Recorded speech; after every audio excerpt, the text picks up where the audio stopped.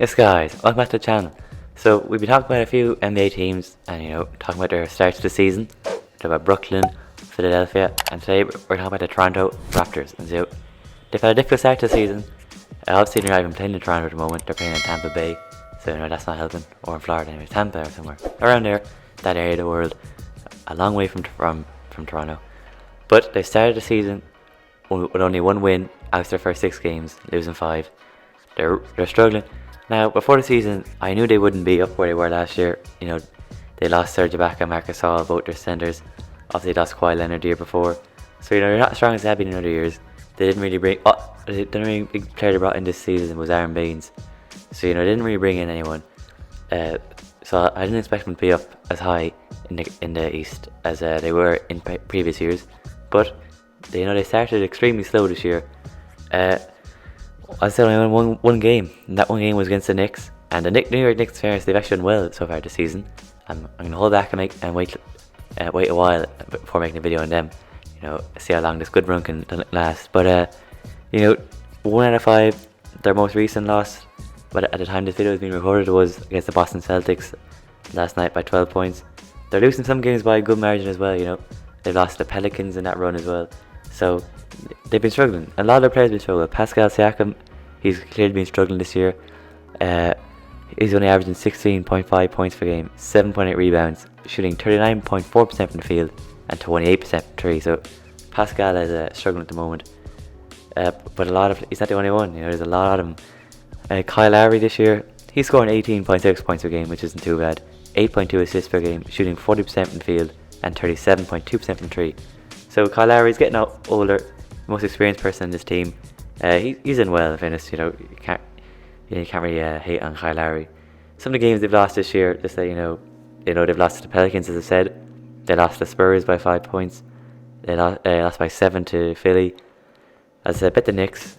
Lost to the Pelicans again by 4, and then lost to the Celtics. So some pretty good teams. The Spurs, you expect them to beat the San Antonio Spurs.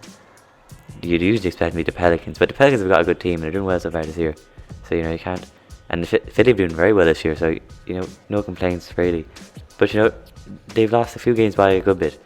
So it's just concerning for Toronto fans. Questions are, it's been very early, but questions are asked. Will they make the playoffs this year? We'll get into that in a minute. A few other players I want to talk about. Fred VanVleet. He signed that new contract, I think around $85 million for 4 years this off season.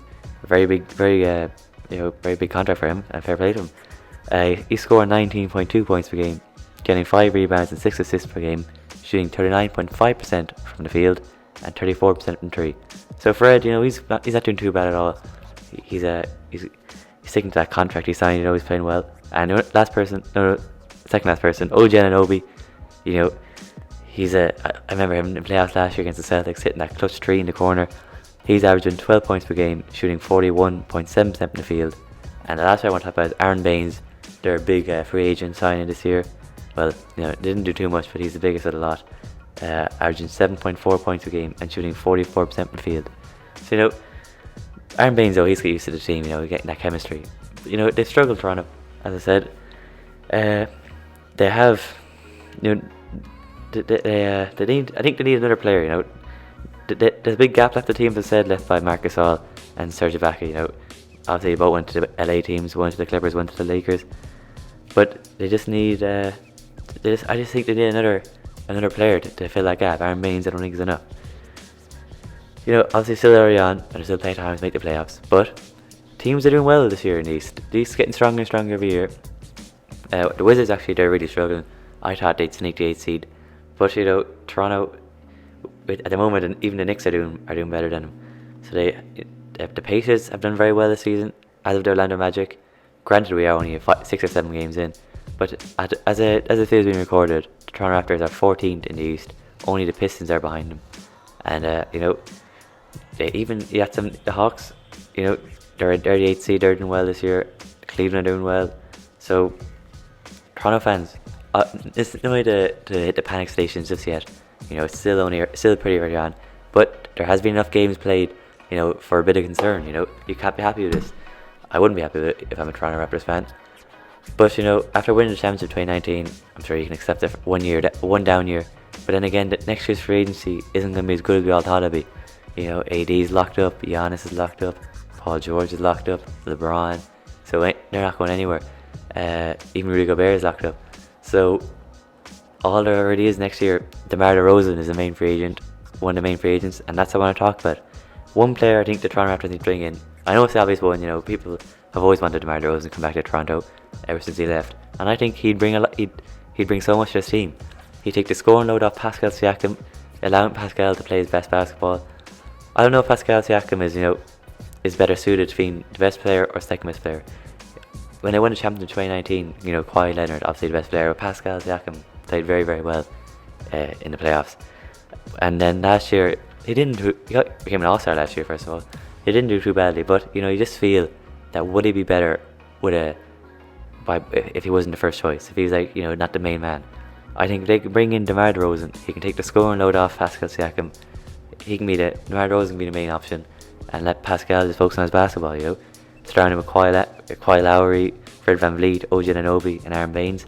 I think that'd be a very, very good team.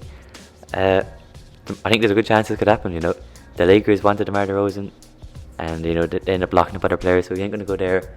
I don't think many teams he could go to. I don't think he wants to stick around in San Antonio, so you know he probably wants to get out of there. So I think Toronto is a very likely destination for DeMar DeRozan next off season. I think, you know, he's the person you should try and target. If you have a poor season this year, for sure you need to go for DeMar DeRozan. But anyway, as I said, it's still only early on, but there's enough. As I said, there's enough games played, you know, to start, you know, for a bit of concern.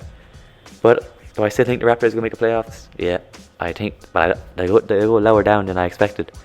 I don't think they're going to get any higher than 6th seed for sure. Indiana, I'm surprised how good they are, and one of Orlando, Cleveland, or you know, even Chicago Bulls, one of those teams are going to have a good season. You know, I can see one of them having a surprise season. Also, I've looked at the table again. You know, also I think Atlanta are going to make the playoffs. I predicted that. I didn't predict Indiana or Orlando would make the playoffs. I don't think the Wizards would make it. I thought they would. So, you know, it's going to be tight this year. It's going to be very tight in the East. It's getting more and more competitive in the East. And, you know, I think Orlando and Indiana have a very good chance to make the playoffs. So Toronto, you know, you got to start winning some games. I know you're not in your home, you're not even in Canada. Never mind your home stadium. But you're going to get through it, I suppose. Anyway, guys, that's the video. Make sure to like the video, subscribe for new, and turn on notifications because we're going to be loading loads over this new year. So plenty of videos will be coming out. And if you're a Toronto fan, you know, don't take your anger out on me. You know, don't go dislike the video just because I think you have a poor start. Teams have poor starts, but you know you can easily recover. Anyway, guys, thanks for watching. And all that said, I'm out of here.